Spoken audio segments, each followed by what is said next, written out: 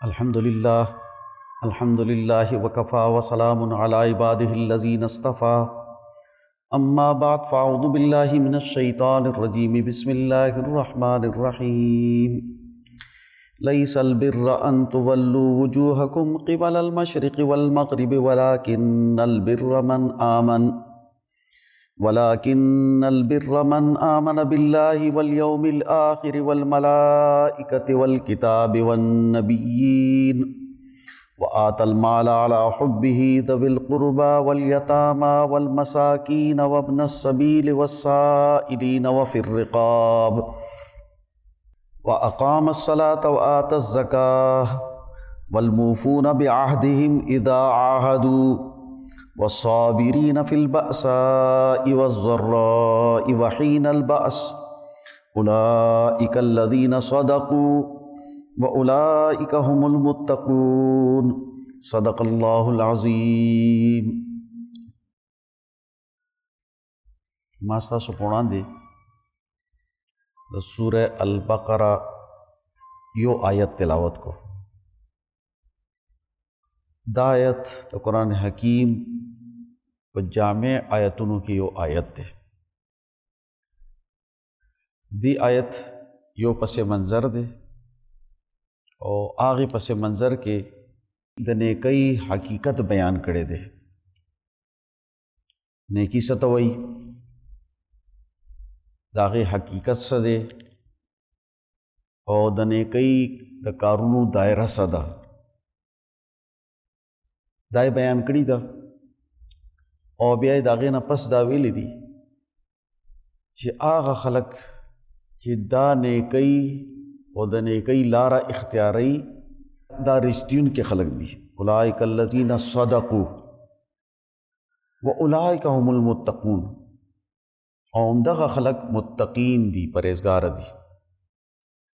मुंग हमेशा द रिश्तियुन की खलको और द मुत्तक़ीन जमात व तलाश की देखा कुरान हकीम बारक के अल्लाह ताला फरमाई जो हुदल लिल मुत्तक़ीन दा किताब कुरान हकीम रहनुमा दे द मुत्तक़ीन द मुआशरा कायमोल द पारा और कामयाबी द पारा कुरान हकीम तक़वा लारा खोदली दा जिदा तक़वा लारा इख्तियार करेशी उस दा तक़वा लारा और दागी उमूर सदी कुरान हकीम पर ढेर जामे अंदाज के वदी आयत के दा बयान करी दी ज़कदी आयत ता आयत बेरम वेले की और चूँकि कुरान मजीद सूरह अल बक़रा रवाना दा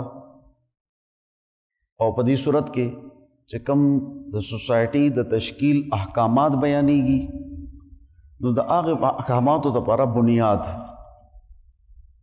यो जामे उसूल मुतय्यन के दिल पकार दी चिपदी उसूल बांधे बदा सोसाइटी कायमीगी और दा मुआशरा चिकम इस्लाम कायम कोल गाड़ी दा आगे बुनियादी सिफतुन बसवी दे पस मंज़र दा दे चे हुजूर सल्लल्लाहु अलैहि वसल्लम चिकला मक्के मुकरमे ना मदीने मुनव्वरे ता हिजरत उकड़ो नो हुजूर सल्लल्लाहु अलैहि वसल्लम वल्लस मियाश्ते द बैतुल मक़दिस तरफ तब मखड़े हो और मुझे कोलो चूँकि द मक्के वाला किबला बैतुल्लाह शरीफ़ा द हज़रत इब्राहीम अलैहिस्सलाम और हज़रत इस्माईल अलैहिस्सलाम न पस्त बैतुल्लाह तामीर उशो और दुई बद बैतुल्लाह तरफ तब मुस्कोलो रसूलुल्लाह सल्लल्लाहु अलैहि वसल्लम बम द बैतुल्लाह तरफ तब मुस्कोलो बाज़ मुफस्सिरीन लिखली दी जो हुजूर सल्लल्लाहु अलैहि वसल्लम और मस्जिद हराम के दा एहतियात कोलो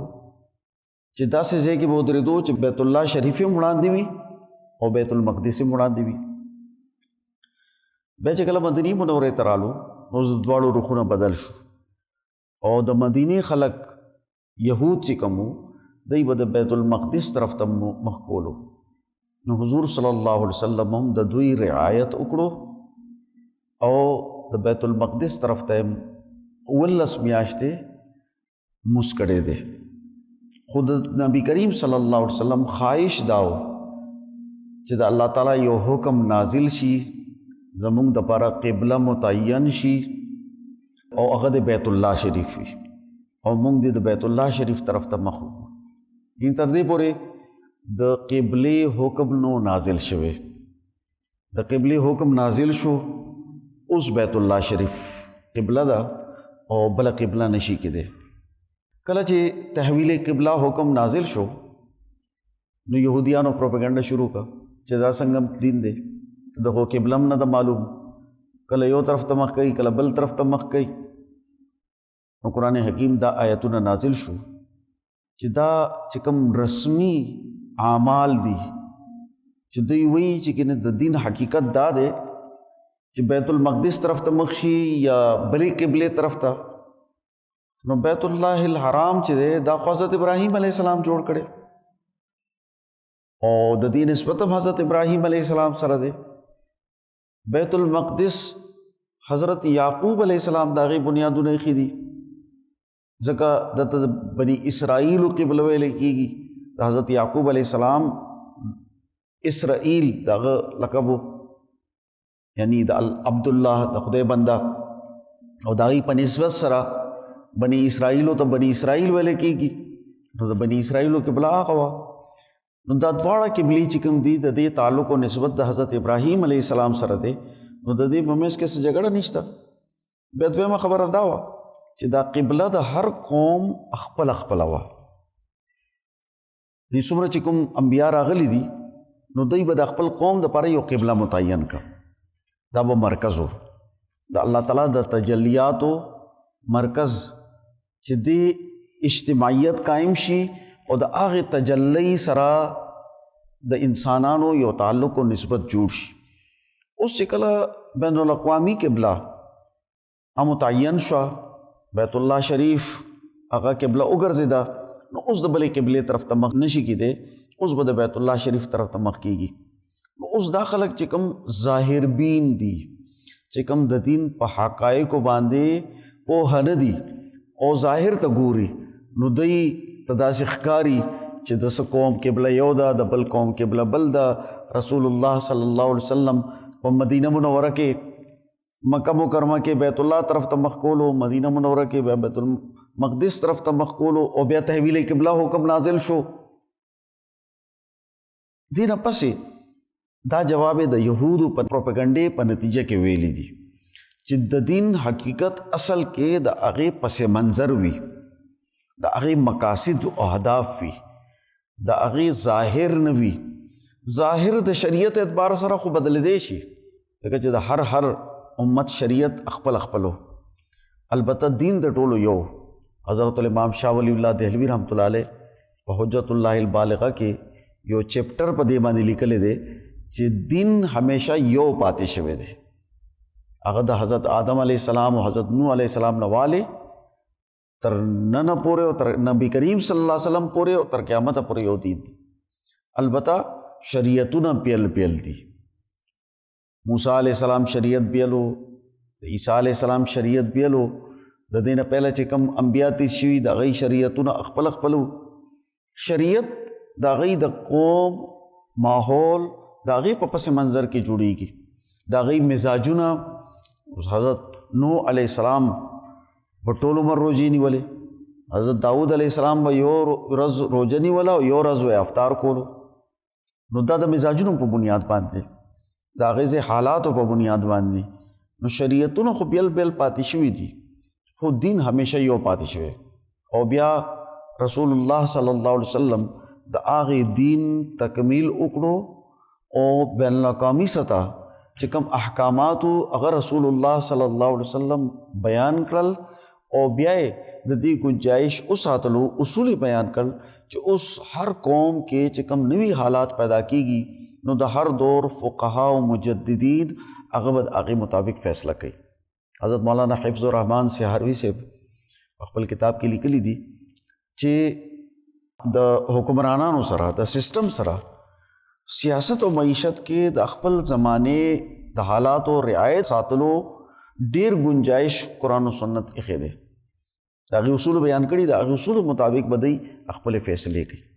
بیا د هغې نه پس قرآن حکیم د نیکۍ حقیقت ښودلی دی، ولکن البر من آمن بالله. نیکی څه ده؟ چې څوک ایمان راوړي په الله تعالی باندې، والیوم الآخر په آخرت باندې، والملائکۃ فرشتو باندې، والکتاب او کتابونو باندې، والنبیین او په انبیاء باندې. یعنی دا د هغې د نیکۍ یو اساس او بنیاد دی. تر څو چې انسان د الله تعالی ذات و صفات او د هغه د کائنات تخلیق او نظام په دې باندې ایمان روړ نو دنیا کې یو صحیح صراط مستقیم د ته نشي ملاوی دی، د نیکۍ حقیقي لاره دی نشي اختیارولی. نو قرآن حکیم دا اساسیات خودل، دا بنیادونه خودل. پہلا خبر ایسو کا ولیکن البر من آمن باللہ، خدای باندې ایمان راوړل ضروری دی. او ایمان مجمل کې دا ویل کېږي کما هو باسمائه و صفاته، چې هغه خپل نومونو او صفتونو سره دی. یعنی څنګه چې د الله تعالی اعلی نومونه او صفتونه دي، د هغې سره مونږ په الله باندې ایمان راوړو. او د ایمان مطلب څه شو؟ چې د الله تعالی نه علاوه نه څوک خالق دی نه مدبر دی، د کائنات ټول تدبیر، تخلیق او ابداع د عدم نه کائنات الله تعالی پیدا کړي او بیا څومره مخلوقات پیدا شي دا هم خدای پیدا کړي. بیا د هغې چې کوم سسټم او نظام دی هم خدای پیدا کړي او په هغې چلولو باندې الله تعالی قادر دی. او د الله تعالی د طاقت او قوت د هېڅ شی بار نه دي. نو اوس د خدای باره کې دا یقین پیدا کول، دا ایمان پیدا کول دا ضروری دي. اوس چې الله تعالی کائنات پیدا کړی دی نو چې څوک یو شی جوړوي نو د هغې دپاره د هغې اصول متعین کوي چې دا کائنات به تر څو پورې قایم وي او بیا به د دې نتیجه سره وځي. نو لازمي خبره ده چې د دې یو داسې ورځ پکار ده چې هغه د دې اخري ورځ وي، د دې دنیا د ژوند اخري ورځ. او د هغې نه پس یو نوی ژوند شروع کیږي، یو نوی ژوند چې دی انسان هغې ته منتقل کیږي چې هغې ته مونږ آخرت وایو. نو په آخرت باندې ایمان راوړل دا هم ضروري دي. انسان چې کله پیدا شو او الله تعالی د ته ذمہ داري ورکړه، لازمي خبره ده چې د محاسبه به هم کیږي چې دی صحیح کارونه کوي که غلط کارونه کوي. نو د محاسبې یو ورځ پکار ده، ځکه په آخرت باندې ایمان راوړل دا ضروری دي. امام انقلاب مولانا عبید الله سندھی سے وایي چې د جزا او سزا د دې څلور مراکز دي. پہلا مرکز دنیا، دویم مرکز قبر برزخ، دریم مرکز حشر میدان، څلورم مرکز آخرت دی. دا درې مراکز چې کوم دي دا مستقل دي. یعنی دنیا کې به جزا او سزا ملاویږي، خو کله چې کله ټول حالات د دوی دپاره برابر وي. یعنی د حالاتو نه مراد دا دی چې د هغه ځای جغرافیایي، مادي، سیاسی، معاشي، سماجی حالات ټیک وي. د فرشتو چې کوم فیصلې دي هغه هم دې سره وي. نو دا ټول چې کله قدرت نظام برابر وي نو یو قوم ته جزا یا سزا ملاویږي. خو چې کله دا حالات برابر نه نو بیا دې دنیا کې بعض اوقات الله تعالی خلقو ته ډیل ورکوي، موقع ورکوي چې دوی د په خپل ګمراهۍ کې نور وړاندې شي، امتحان علی. نو بیا یې باندې دنیا کې هغه عذابونه نه راځي نو د دوی حساب کتاب به چېرته کېږي؟ نو د دوی حساب کتاب بیا په آخرت کې وي. نو دنیا په قبر کې هم حساب کتاب کېږي. حضور صلی اللہ علیہ وسلم فرمائی کہ القبر روضۃ من ریاض الجنہ او حفرۃ من حفر النار. دا قبر د جنت د باغونو نه یو باغ دی یا د جهنم د کندو نه یو کنده ده. نو جزا او سزا چې دی د هغې پهله بنیاد هغه قبر دی، برزخ دی. هلته حساب کتاب شروع کېږي. او دغه شان حشر چې د 50,000 کالو یو ورځ ده، په هغې کې د انور به ډېر نږدې وي او انسانان چې دي دا به هغه ټایم کې حساب کتاب ته ولاړي. هلته به چاته سورې ملاویږي، څوک به په انور باندې وي. نو هغه ځای کې هم څه نتایج پیدا کېږي. څوک به ډېر په تکلیف کې وي، څوک به په راحت کې وي. او بیا د هغې نه پس چې کله حساب کتاب وشي نو بیا به خلک څوک جنت ته مستقل لاړ شي، څوک به جهنم ته مستقل ځي چې کوم کفار مشرکین دي، یا د خپل ګناهونو په وجه باندې به جهنم ته ځي.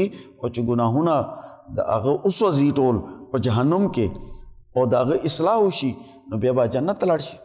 نو مؤمنانو دپاره چې چا ایمان موجود وي، الله باندې یقین او ایمان موجود دی، خو څه خطاونه او ګناهونه ترې شوي دي، نو دوی به عارضي بنیادونو باندې جهنم ته ځي او بیا به جنت ته واپس واستولی شي. او چې کوم کفار دي د هغې دپاره الله تعالی هغه جهنم تیار کړی دی چې هغه جهنم به همیشه وي او دوی به همیشه په جهنم کې وي.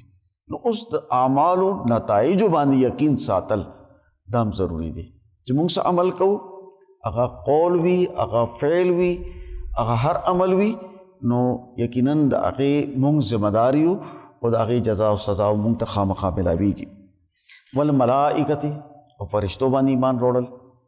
الله تعالی دا فرشتې داسې مخلوق پیدا کړی دی چې دا د خدای د حکم پابند دي، دا د خدای د حکم نافرمانی نه کوي، دی همیشه د الله تعالی طرف ته متوجه وي او چې الله تعالی څه حکم دی ته ورکړي هغه حکم دی په هغې باندې عمل ترامت کوي، د هغې پابندي کوي. دی همیشه د الله تعالی تسبیح او تعریف کوي، د الله تعالی په وړاندې په عبادت کې موجود وي. لا یعصون الله ما امرهم، چې الله تعالی ورته څه حکم وکړي دی د هغې نافرمانی نه کوي بلکې هغه حکم باندې عمل کوي، هغه امپلیمنٹ کوي.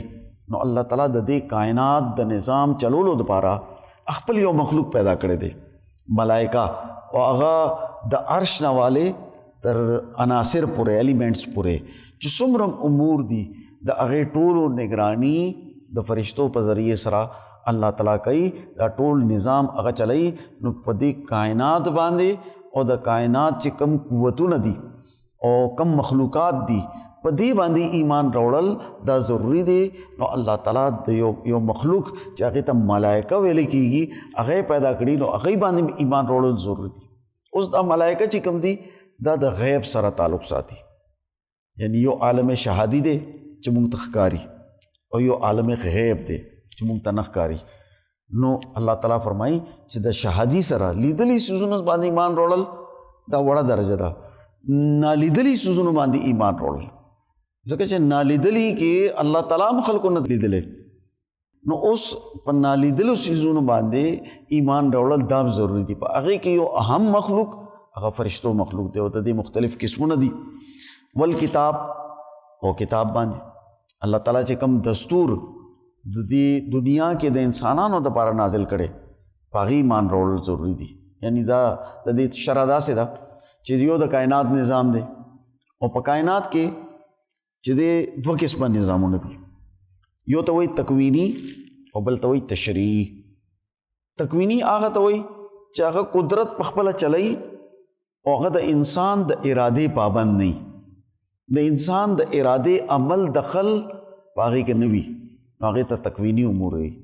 او بل تشریعي امور دي چې هغه شرع نافذ کړي دي، هغې کې انسانانو ته دا اختیار حاصل دی چې دوی دی هغې باندې عمل وکړي او نیک دی جوړ شي یا نافرمانی دی وکړي او بد دی جوړ شي. فهدیناه السبیل اما شاکرا و اما کفورا، موږ ورته لاره ښودلې ده یا دی شکر گزاره جوړ شي او یا د ناشکري دی وکړي، نو دواړه لارې کلاو دي.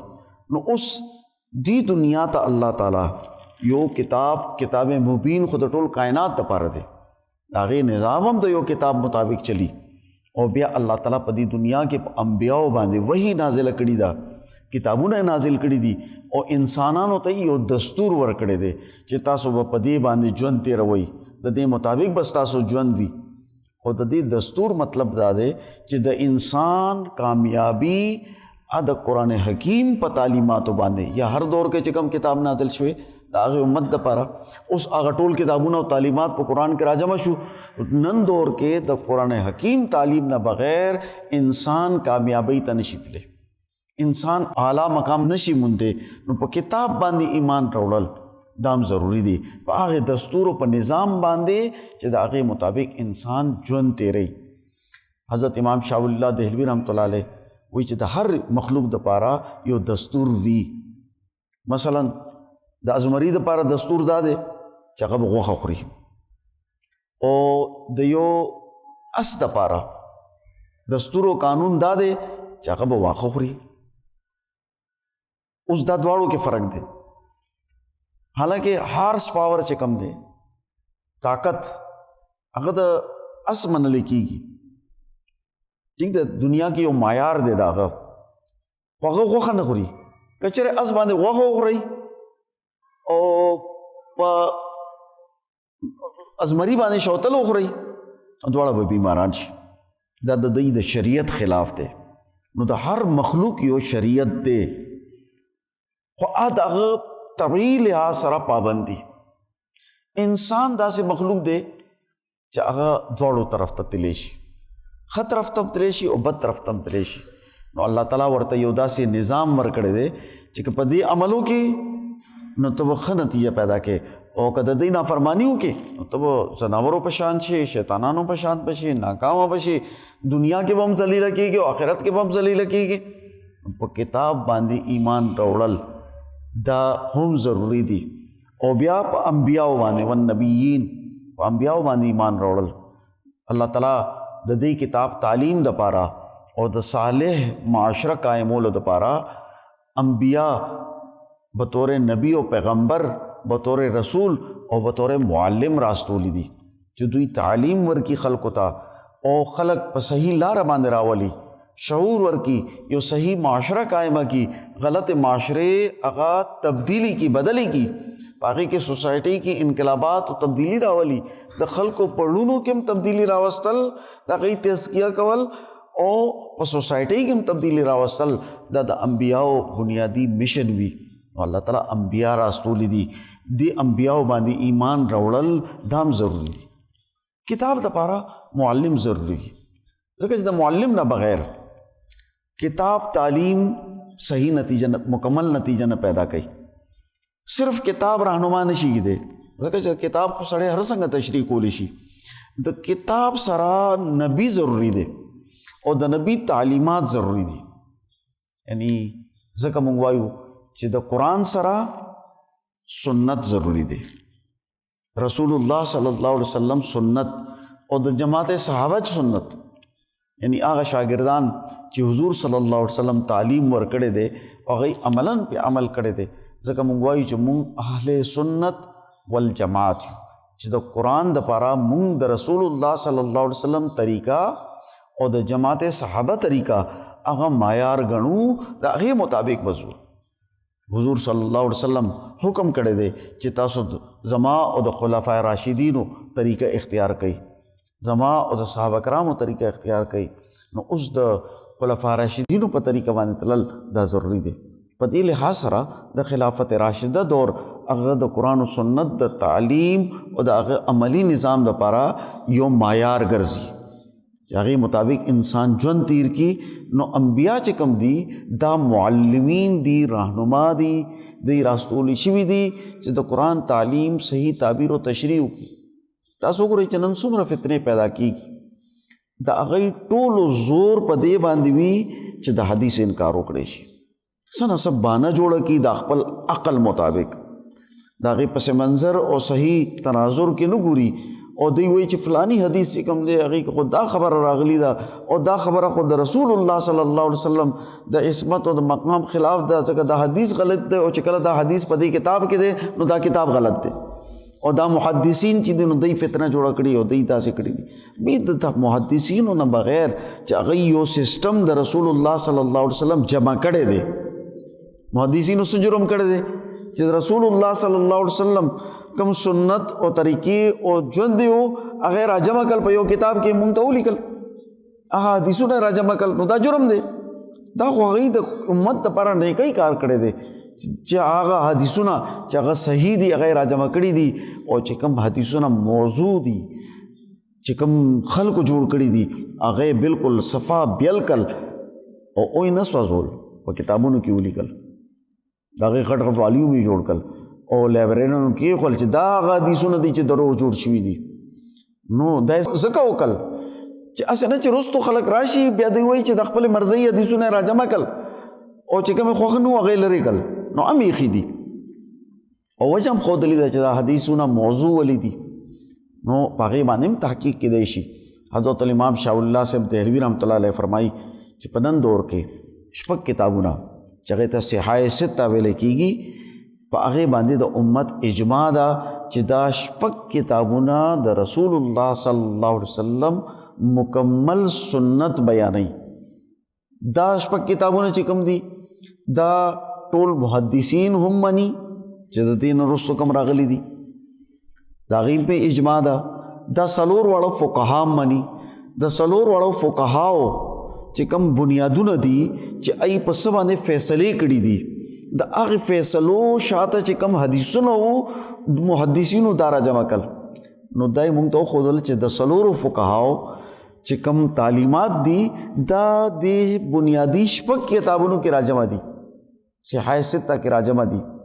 نو د دې شپږ کتابونو نه انکار کول دا اصل کې دا چې کوم د امت اجماع ده او د دین بنیادی سنت دی، د هغې نه انکار کول دي. او په نن دور کې دا غټه فتنه دغه ده چې څوک دا دعوه وکړي چې دا شپږ کتابونه چې کوم دي کم از کم یعنی نور چې دي د هغې انکار نشته، خو به د دې شپږ کتابونو په تشریح کې وي چې دې شپږ کتابونو کې کوم څیزونه رالو د هغې شرح په طور باندې به نور کتابونه چې کوم محدثینو حدیثونه دي هغه به پړاویږي او د هغې حوالې سره به شرح او تشریح کېږي.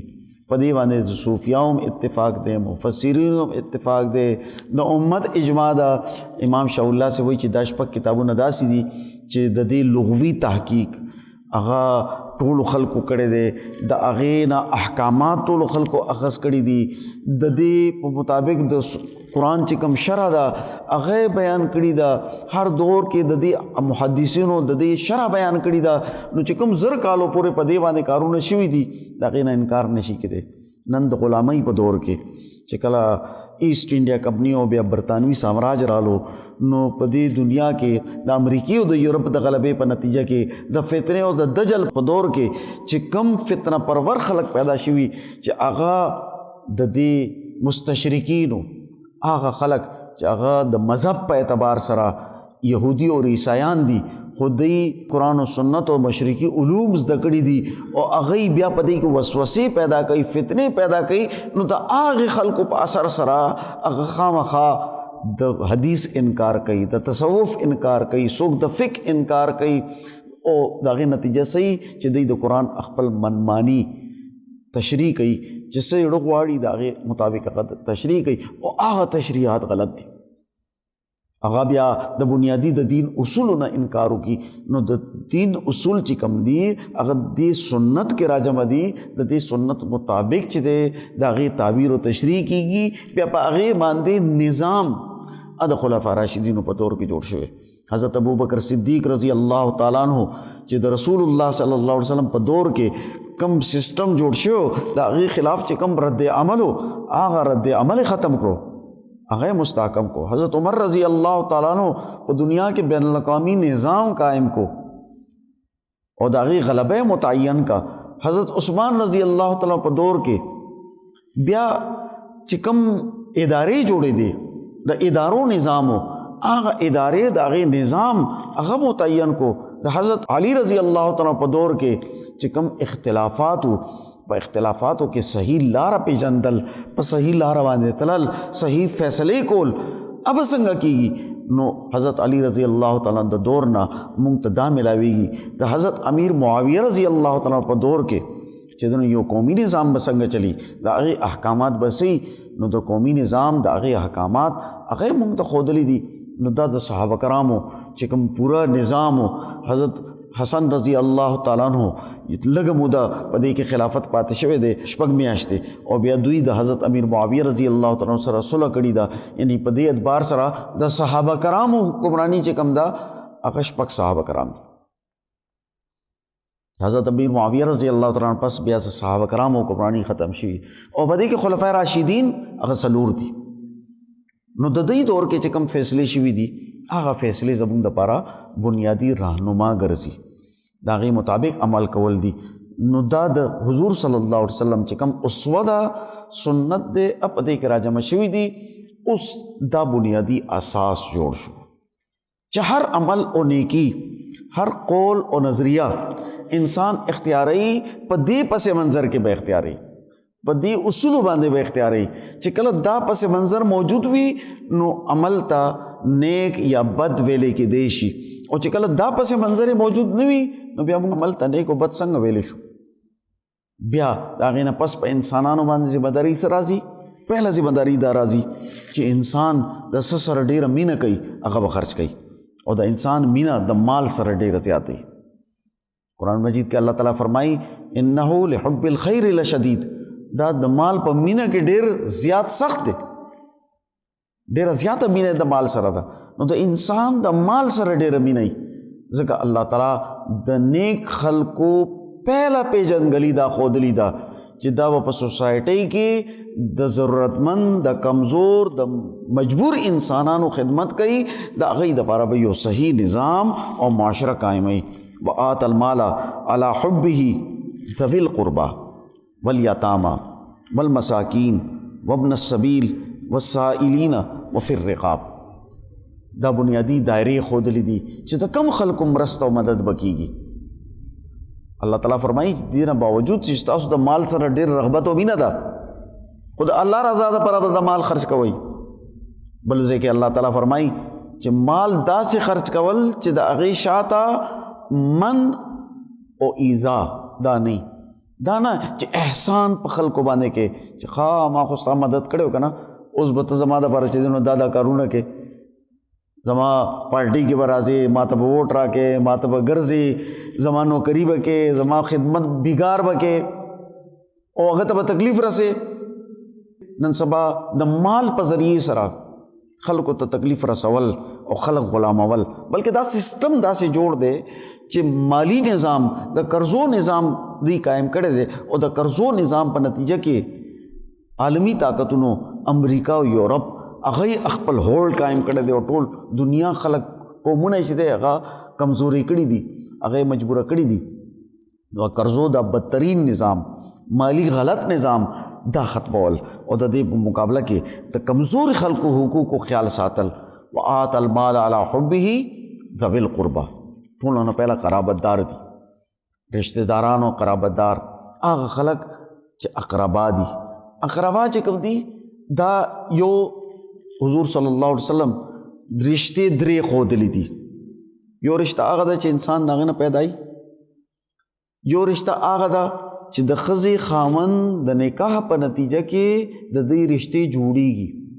د سړي دپاره د ښځې مور پلار او د هغه وروڼه خویندې، د ده مور پلار او وروڼه خویندې شي، او د ښځې دپاره د سړي مور پلار د هغه وروڼه خویندې د دې ښځې مور پلار او وروڼه خویندې شي. نو یو رشته دا جوړه شوه. او درېیمه رشته چې کوم ده د رضاعت ده، چې د یو مور بیبي د پی څکلي وي ماشومتوب کې، چې کله د پی څکلو وخت وي هغه ټایم کې د پی څکلي دي، نو د هغه مور شو، نو د هغه خاوند د پلار شو، او د هغه بچي د وروڼه خویندې شو. نو دا یو بله رشته، درې رشتې جوړ شي. یو رشته چې تعلق چې کوم دی هغه د مالت ده، چې په یو محله کې سړی اوسي، د یو بل سره ښېګړه کوي، بیا دې نه پس په یو ښار کې، په یو وطن کې، په یو ریجن کې دا نږدو رشتې دي. ټول تاسو دایره وسیع کوئ، نو د بین الاقوامیت په مقابله کې خپل ریجن، د ریجن په مقابله کې خپل ملک، د ملک په مقابله کې خپل صوبه او علاقه، د هغې په مقابله کې خپل ښار، او د ښار په مقابله کې خپل مالت. دا د انسان اقربا دي، نږدو خلک دي. نو چې کوم نږدو رشتې دي د هغې نږدو رشتو باندې مال خرچ کول. والیتامی، او یتیمانو باندې. یتیم څوک دی؟ یتیم هغه ته وایي چې هغه وړوکی ماشوم وي، نابالغه وي، او پلار یې وفات شي. ځکه چې پلار یې د حقوقو نگرانی کوي، نو د ده د حقوقو نگرانی والا څوک نشته، دا یتیم دی. او مسکین هغه ته وایي چې هغه په سوسایټۍ کې خپل خواري کوي، محنت کوي، خو د هغې په نتیجه کې د ده ټول ضرورتونه نه پوره کېږي، نیمګړی وي دی. یو ضرورت پوره شي نو بل نه پوره کېږي. دا چې کوم د عرب خلک دي دا پاکستانیان ته وایي چې دا ټول مسکینان دي، ځکه چې زموږ حکمرانان هلته ایته ناست دي چې تاسو موږ ته قرضه راکوئ، تاسو موږ ته پټرول چې دنو په قرض باندې راکوئ، تاسو موږ سره پیسې کېدئ چې زموږ په اکاؤنٹ کې پیسې موجود وي، نو دا ټول مسکینان دي. ٹھیک دی. نو مسکین هغه ته وایي چې خپل ضرورتونه نشي پوره کولی، په خپل خپو باندې ولاړ نه وي، نو دا مساکین دي. نو د مساکینو دپاره وابن السبیل او مسافر. اوس مسافر چې دی هغه دوه یا درې قسمونه کې دی شي غټ غټ. یو مسافر هغه خلک دي چې هغه جهاد ته تللی دي، اوس د هغوی ضرورتونه پوره کول. دویم مسافر هغه دي چې د تعلیم دپاره تللی دي. اسلام د عروج په دور کې د 1000 کالو کې د طالب علم هغه ډېر عزت و. چې هر علم زده کوي، علم دی چې هر علم زده کوي، سوسایټي فریضه دا وه چې د هغه ټول اخراجات، ټولې خرچې هغه اوچت کړي، یعنی هغه ته ورکړي او عزت مقام هم ورکړي، بې عزتۍ سره نه. دا چې موږ وایو که نه چې پښتانه ډېر مېلمه دوست دي، دا ټول قومونه مېلمه دوست وو. خو موږ چونکې د هغې سسټم نه لږ لرې یو، قبایلیت طرف ته یو، نو هغه روایات مونږ کې پاتې دي. دا روایات اسلام جوړ کړي دي چې څوک خلک راځي ملما مسافر دغه ضرورتونه پوره کول. ځکه زمونږ په کورونو کې مخکې اوس هغه سسټم د حجرو سسټم ډېر کم شو یا ختم شو. نو په کورونو کې په حجره کې به د ملمنو دپاره اسباب، کټونه، سیزونه بالکل سپیشل پراتو، هغه به په خپله نه استعمال. دا د ملمه شی دی، ملمه دپاره مونږ ایښی دی. د ملمه به عزت و. دا ملمانه به څوک وو؟ دا ملمانه به زیات تر هغه خلک وو چې هغه به د علم په تکل کې راغلي وو، او په دې علاقې کې به څوک لوی عالم و او څوک لوی فقیه و، څوک د علم ماهر کس و، هغه ته به طالبان راتلل. چا به فلکیات زده کولو، چا به معاشیات زده کولو، چا به ساینس زده کولو، چا به قرآن زده کولو، چا به حدیث زده کولو، او د خلکو به د دې مرسته کوله، د دې عزت چې دا زمونږ د سوسایټۍ تاجونه دي، دا اهم خلک دي، دوی وګوره ځان وقف کړی چې دوی مونږ علم زده کوو، نو د دوی خدمت کول زمونږ فریضه ده. او څه خلک به هغه چې هغه به د تجارت دپاره تلل. نو دا تجارت چې دی بعض اوقات دا مسله راشي چې تجارت کوي خو نقصان وشي، مجبوره شي، نو دای مدد کول دا هم ضروري. او به طور ملما د هغه مرسته، د روټۍ د اوسېدو انتظام کول دا هم ضروري دي. اسلام د عروج په دور کې د دې دپاره حکومتي نظام جوړ کړی. هر 100 کیلومیټر پس سرای وي، په هغې کې به ټولو خلکو مفت رهایش. یعنی یو بیمار چې کم دی هغه 3 ورځې پاتې کېدی شي، او یو مسافر چې هغه د هر څه دپاره سفر کوي، دې سره بحث نشته، خو په دې لاره روان دی، مسافر دی، نو 24 غنټې هغه ملمه دی. هغه ته کټ، بستره، خوراک ورکول، هغه ته ښه ماحول ورکول، دا د حکومت ذمہ داري وه، حکومت به ورکولې. ځکه تاسو نن هم وایي دا فلانې سرای ده، دا فلانې سرای ده، دا هغه زړې سرای چې کوم دي، یعنی هلته دلته به هغه ایریا وه چې په هغې کې به خلک راتلل او مېلمانه به په دې کې پاتې کېدل. نو د سرایو نظام هم ختم شو. نو دا ومن السبیل دي چې دې دایره کې دا راځي. والسائلین، او هغه خلک چې وغواړي. اوس دا غوښتو والا چې کوم دي دا داسې نو چې دوی به پروفیشنل شو. اوس نن سبا د غوښتو والا زیات تر پروفیشنل دي. دلته نه لکونه روپۍ خرچ کړی شي او حج ته لاړ شي، او بیا هلته سوال کوي. حج کې د خلکو زړه نه رمي، نو هلته کې دوی وایي چېرې دا به خیرات به ډېر ورکوي. دا خلک چې کوم دی په دې مزاراتو باندې متعین وي، دا خلک په جوماتونو باندې متعین وي، دا په هغه ځایونو کې چې کوم ځایونو کې د خلکو زړه نرم وي، نو دوی سوالونه کوي او دوی ته ټاسک ورکړی کېږي چې دومره خیرات به ته جمع کړې. په هغې کې 100 ټکې دوی ته ورکړي او باقي چې کوم ټیکهدار دی هغه ته نه والي. نو دا دنیا کې ډېره لویه مافیا جوړه شوې ده. نو قرآن د دې معافی ذکر نه کوي. قرآن حکیم دا وایي چې تاسو چې کوم کس مجبوره شو او تاسو پیژنئ چې دا واقعي مجبوره دی، د هغه مدد کول، د هغه خپلو خپو باندې ودرول. اوس ټولو خلکو ته ښکاري یو ځای کې ورو لګېدو، دکان یو سوځېدو، کور یو سوځېدو، یو کس بیمار شو او د هغې په وجه باندې خرچه ټوله راغله، د هغه داسې بیماري ولګېده چې ټولې پیسې ته نه لاړې، څه مارکیټ خراب شو، نقصان یې وشو، نو هغې پته لګي، خاندان کې پته لګي چې څوک کوم ځای کې ولاړ دی، په اقرباو کې هم پته لګي. نو داسې خلکو مدد کول وفي الرقاب او په غاړه خلاصولو کې. انسان غاړه کله بندېږي؟ غاړه کله بندېږي په دوو طریقو سره، چې یا خو د باندې قرضه راشي نو د غاړه مرۍ ونیولی شي، او یا دا غلام شي، د غلامۍ ژوند تېروي. نو دا دواړه څیزونه چې دي انسان دپاره تباهۍ باعث دي. خلک د غلامۍ نه آزادول او د قرضو نه غاړې خلاصول دا ضروري دي. نن سبا دا قرضو نظام دا بین الاقوامی سسٹم په جبر باندې قائم کړی دی.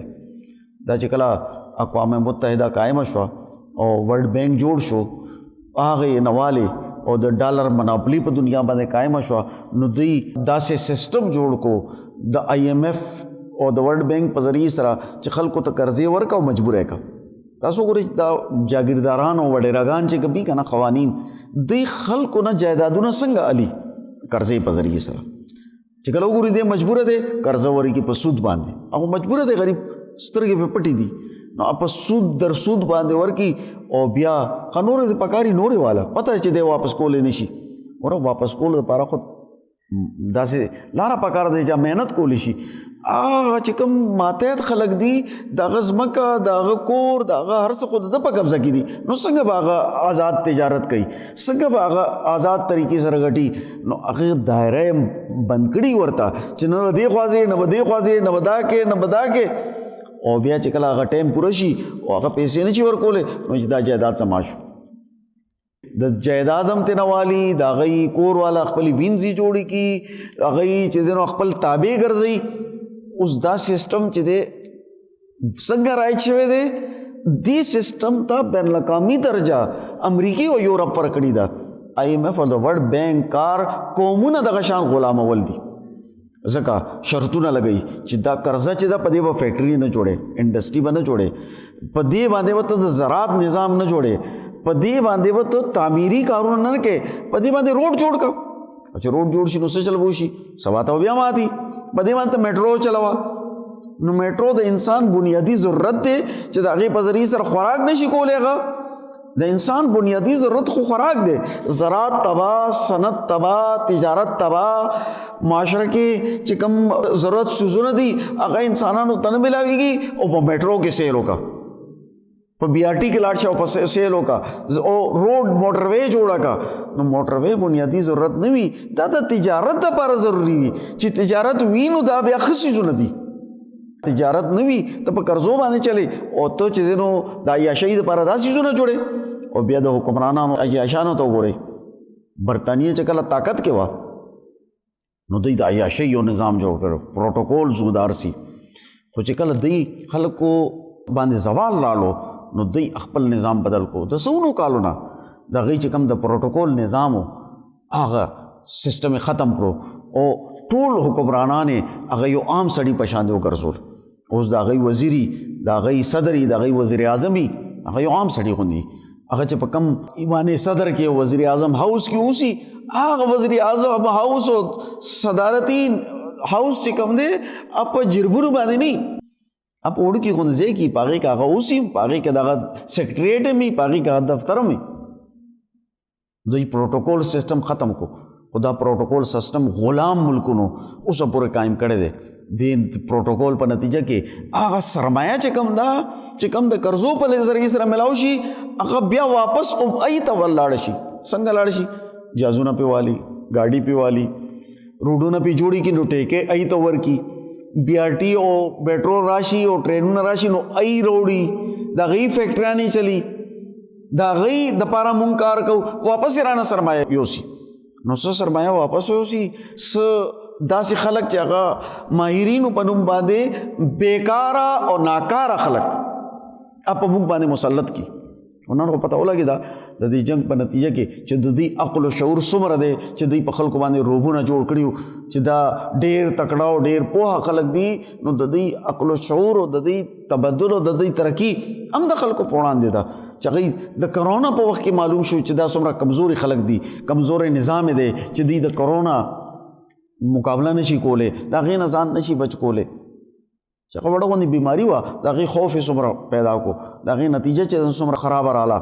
نو د قرضو نظام د انسانیت دپاره د تباهۍ نظام وي دا تباهي جوړوي او نن اون د قرضو د ډالر منوپلي په وسایلو باندې قبضه په دې باندې قومونه غلامان کوي او دغه غلامۍ جګړې چې کوم دي په دې دنیا کې رایج دي چې دوی وایي چې دا دنیا چې کوم دا د یونیپولر دا په دې باندې زموږ حکمرانی پکار دا او دا نور دا انسانان دا حقیقت کې انسانان نه دي دوی وجل که زموږ دپاره رکاوټ وي نو دا جایز دي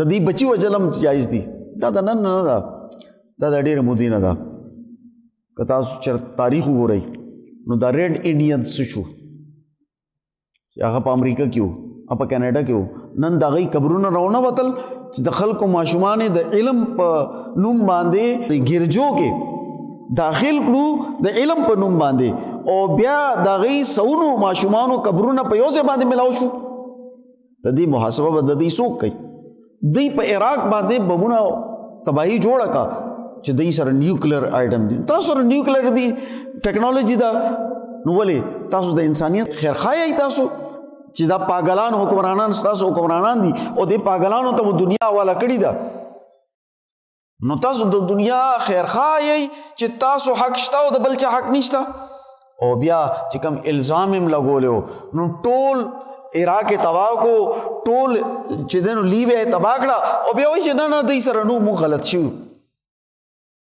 بس دا کافي دی چې موږ غلط شو پکار چې تاسو خپل نظام ختمولو اعلان وکړئ خپل سیستم ختمولو اعلان وکړئ تاسو استعفی ورکړئ چې زمونږ دا نظام او سیستم غلط دی دا زمونږ چې کوم انټیلیجنس دی دا موږ ته غلط رپورټونه راکوي دا غلط دي دا ختم کوي تاسو سرنډر شي تاسو دا خو نه چې یو قوم تباہ کوي او ټول قومونه تباہ کوي بیا تباہ کوي اوس هم لګیا دی تباہۍ طرف روان دي ولې ځکه چې په وسایلو باندې قبضه شي په لارو باندې په وسایلو باندې په اختیاراتو باندې په ځمکه باندې په هیومن ریسورس باندې پاکستان د دوی هیومن ریسورس دی چې دلته کې نوجوانان زیات دي نو دا نوجوانان یورپ ته امریکې ته بوځي چې دوی هلته کې خدمات دوی ته غلامان پکار دي دوی ته وینځې پکار دي چې دوی واړه واړه کارونه چې په خپله نه کوي او نشي کولی نو دا په پاکستانیانو په هندوستانیانو په بنګالیانو باندې کو موږ ته 2 ټکې ملاو شي موږ خوشحال شو حالانکه د خپل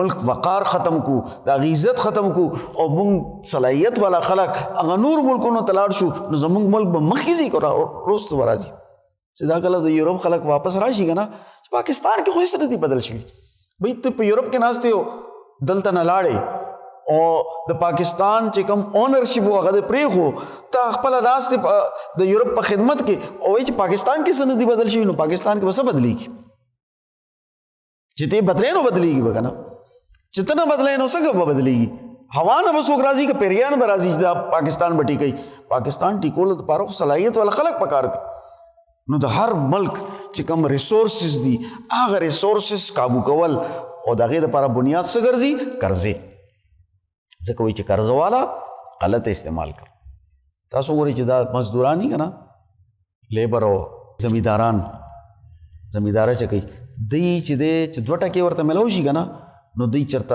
هغه والوځي کاروبار کې نه لګوي کاروباري کس سره چې یو ټیډي پیسې وي که نه او چې کاروبار کې چېرته ولګو انویسٹ کم ددن نتیجه سوالم او چې دا ذهن نه هغه به کاروبار نه زیاتی نو دا په عیاشانو کې اوس ولګئ چې ته په واده کې ولګئ چې ته په تماشه کې ولګئ چې ته په بل څه کې ولګئ پیسې چې لاړ شي بیا هماغه خان او هغه کس ته ناست دي او هغه ته وایي چې ما ته نور قرضه پکار ته ما ته پیسې بس تباه کېږم مړ کېږم نو دا مزاج جوړ کړی دی د بره نه والې تر لاندې پورې دا سسټم جوړ کړی دی او د دې سسټم په ذریعې سره غلامۍ نظام جوړوي دا سسټم غلط دی او دا بدلول غواړي نو قرآن حکیم د کمزور خلکو حقوقو ذکر وکړو چې پهله د نیکۍ دایره څه ده چې تاسو به مال کمزوري خلکو باندې خرچ کوئ او دا صرف ترغیب نه دی دا سسټم دی چې اسلام کم سسټم قایموي هغې کې به د دې څیزونو خیال ساتل کېږي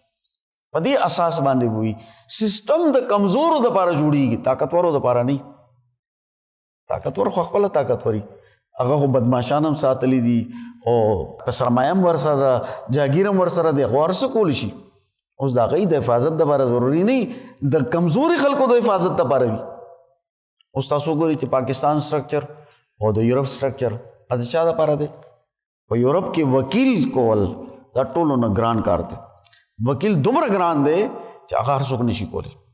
او په پاکستان کې عدالتي نظام کې یو غریب کس چې کم دی د هغه اساسه سي د هغه اساسه به یو موټر سایکل چې هغه نه څوک والي، د هغه په اکاؤنټ کې به 50-50 زره 10 زره لک روپۍ وي، اب ته نه څوک والي. نو ته د 1 لک 2 لک 3 لک یا د موټر سایکل دپاره ته پولیس ته تللی شي، ته عدالت ته تللی شي. د هغې نه زیاتې پیسې خو تا ته پکار دي چې ته په عدالت کې په هغه باندې ولګې. نو غریبان څه کوي؟ وایي چې بس لاړو نو لاړو پرېږدی بس. نو غریب خلکو خو تحفظ نشته. ټول تحفظ چې کم دی هغه د طاقتور خلکو دی، او طاقتور خلک چې کم دي بیا دا کارونه په قانون نه کېږي، په سسټم نه کېږي، په رشوتونو باندې کېږي، په تعلق باندې کېږي. تاسو ګورئ چې مونږ سم کار کوو فوراً ذهن ته دا خبر راځي چې څوک سفارش وګورم چې دا کار مې وشي، لیګل کار مې وشي. که څوک مې وي نو زما حق او قانوني کار زما حق دی. اب الله کېږي چې ما سره څوک مرسته کوي، که نه نو زما حق والا کار هم نه کېږي. اوس دا سسټم جوړ شوی داسې دی چې غریب به غریبېږي او مالدار به مالداره کېږي. چا سره چې اختیارات دي هغه به مخکې وړاندې ځي، بې اختیاره خلک به لاندې پاتې کېږي. دا طبقاتي سوسایټي زمونږ په هر شي باندې اثر انداز شوی دی، زمونږ ملازمینو باندې. تاسو ګورئ چې ملازمینو سټرکچر یې داسې جوړ کړی دی چې ستا کم چې کم امیجیټ افسر دی ته د هغه سره اختلاف رایه نشي کولی، او د هغه آرډر پابند دی. اب آرډر کوي، تا ته به آرډر بک لیکي، تا ته به آرډر کوي. بھئی آرډر خو یو سسټم اجتماعي پکار دی چې مشورې کوي. دا څه مطلب دی؟ هغه د اسمان نه راکوز دی چې هغه د افسرۍ په کرسۍ باندې ناست دی او هغه صرف آرډر کوي. نو آرډر دی چلی، یو د وزیر آرډر او ټلیفون چلی، ولی هغه سسټم پکار دی، بغیر سسټم نه څنګه. او بیا د دې کارونو چې کوم دي د انسانانو عمومي ژوند د هغې سره د حکمرانانو تعلق نه.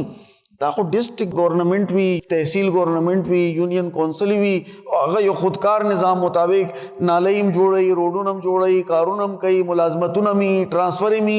دا ټول کارونه کېږي. د دې دپاره د بجلۍ میټر هم لګي، د ګیس میټر هم لګي. د دې دپاره ایم پی او وزیر ته تلل ضروري دي. دا سسټم جوړ کړی داسې چې خلک غلامان وي، مونږ ته راځي مجبوره وي. نو د مجبورۍ مختلف شکلونه دی جوړ کړي وي. د دې غلامۍ نه ازادي حاصلول په فی الرقاب کې راځي. واقام الصلاة وآت الزکاة، موس قائمي او زکات ورکوي. او زکات حکم رسو وکړو. دې مطلب دی چې دا پهله چې کوم د خرچ حکم یې کړی دی دا د زکات نه علاوه دی. صرف زکات په مسلمانانو باندې فرض نه دی، بلکې د مظلوم او د کمزورو ښېګړه کول دا هم دغه فرض دی. قرآن مجید کې الله تعالی وایي چې په دوی باندې نورم حقوق دي سوى زکات، زکات نه علاوه. نو زکات خو یو فریضه ده چې الله طرف نه قائمه ده. د هغې نه علاوه مال خرچ کول دا د خلکو فریضه ده چې سوسایټۍ په خپلو خپلو باندې ودرېږي. نو 2 څیزونه یاد کړل، اقامت صلات او ایتاء زکات. الله سره تعلق ساتل عبادات، د هغې نه مونځ راواغشتو، او د مخلوق ښېګړه د هغې نظام، هغې نه زکات راواغشتو. حقوق الله او حقوق العباد، خدا پرستی او انسان دوستی، چې د خدای سره تعلق قائم شي او د هغې په نتیجه کې د خلکو ښېګړه د هغې نظام جوړ شي. نو د ښېګړې نظام پیدا کېدل پکار دي. دا دواړه څیزونه په یو صحیح سوسایټۍ ضروري ده. اقامت صلات قائمول، مونځ قائمول، د هغې شرایطو سره، د هغې واجباتو، د هغې ارکانو سره هغه مونځ قائمېدل دا ضروري دي. والموفون بعهدهم اذا عاهدوا، او وعده پوره کول والا، معاهدات مکملولو والا چې دوی وعده وکړي. نو وعدې او معاهدات پوره کول دا ضروري دي. انسان چې دی د هغه ډېره لویه خوبي دا ده چې دی به د معاهدو پابند وي. او چې څوک د معاهدې پابند نه که نه، هغه د انسانیت درجې نه لاندې وي. ځکه چې معاهدې خو ډېر وړو وړو څیزونو کې دي. مثلا یو کور دی، په معاهدې باندې ولاړ دی، هغې ته معاهده نکاح ویل کېږي. یو کس چې دی هغه د معاهدې پابند نه دی، نو د چې کوم نکاح تړلی دی به د خپلې ښځې یا ښځه به د خپل خاوند حقوق ادا کړي. دی به د خپل بچو بچی به د دې حقوق ادا کوي، دی به د خپل والدینو حقوق ادا کړي، د هغې معاهدې خلاف ورزي کوي.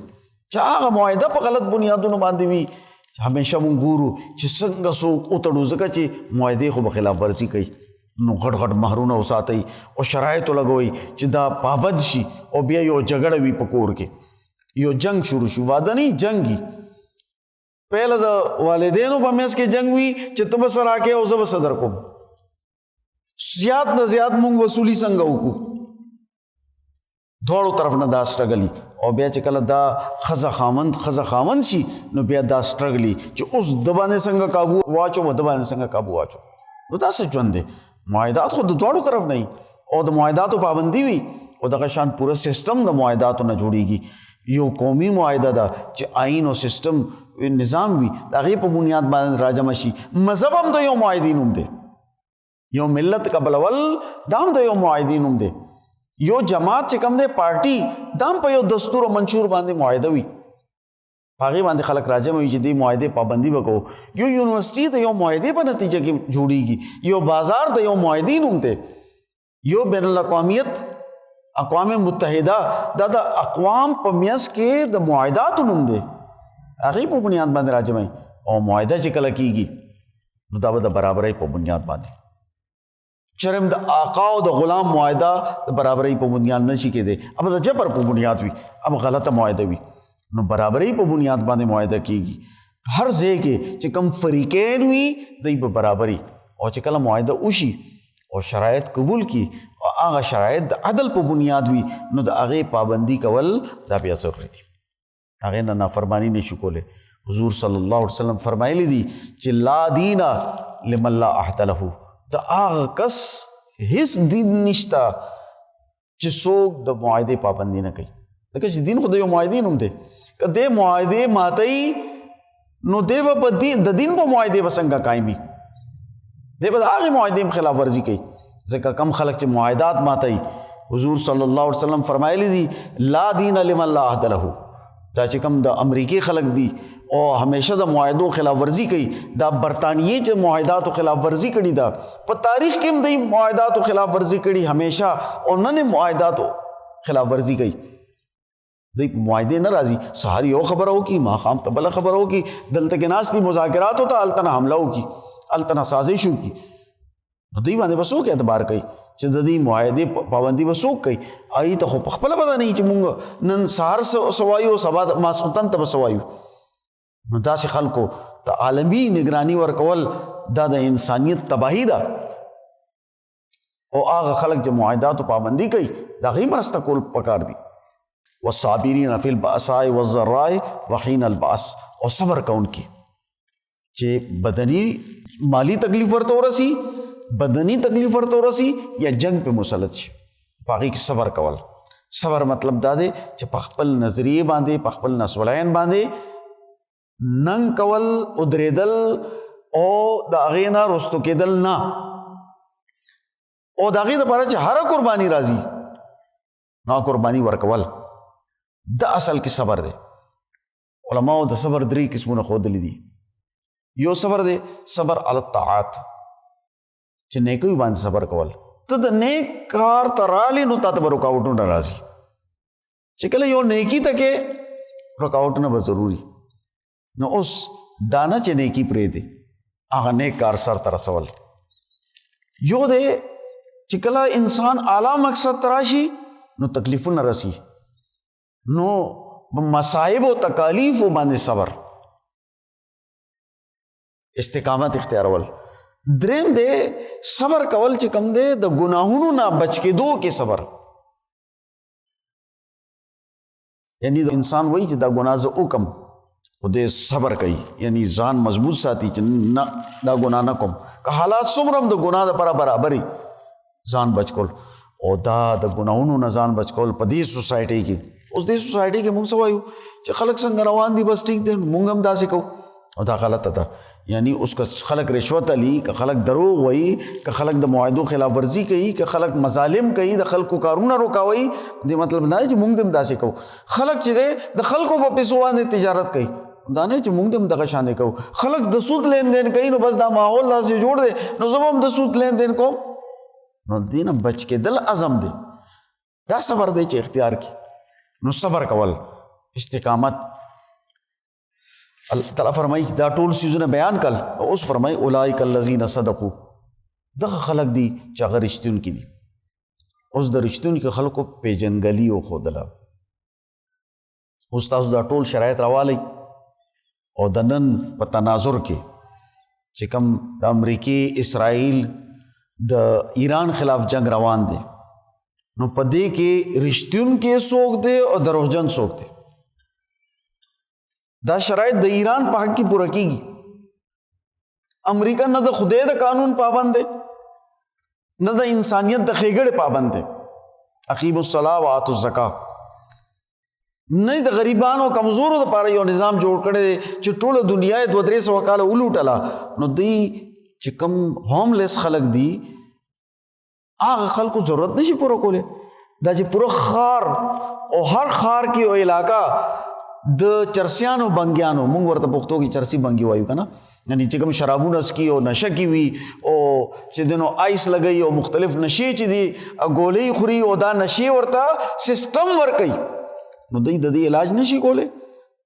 دا کم خلک زرګونه لکونه خلک چې د غربت او د لوږې نه مړه شي نو د دوی تحفظ نشي کولی. هغه خلک چې د محرومۍ په وجه د دې سپین خلکو سره په جنگ باندې دي نو دوی ته حقوق نشي ورکولی. د دوی ریډ انډینز چې دی د خپل ښار او علاقو نه ولې ویستې دي او د ځنګل ژوند ولې تېروي. تاسو به کتلي وي اشتهاراتو کې چې څه خلک اسانو باندې ناست دي او راشي او دوی دا ښایي چې دا ډاکوان غوندې دي جاهل خلک دي او دا خلک راشي لوټ مارو کی بازار کې وګرځي خوف پیدا کی او بیا لاړ شي. دا لوټ مار والا خلک نه دي دا د دې امریکې خپل مالک خلک دي د اصل مالکان دي چې دا خلک د سیستم نه ویست دي او مجبور کړي دي چې دوی په تیرو کې ژوند تیروي. نن هم دوی چې دی د دوی دپاره د بجلی سہولت نشته د ټریفک سہولت نشته د روډونو سہولت نشته په ځنګلو کې ژوند تیروي نن دور کې.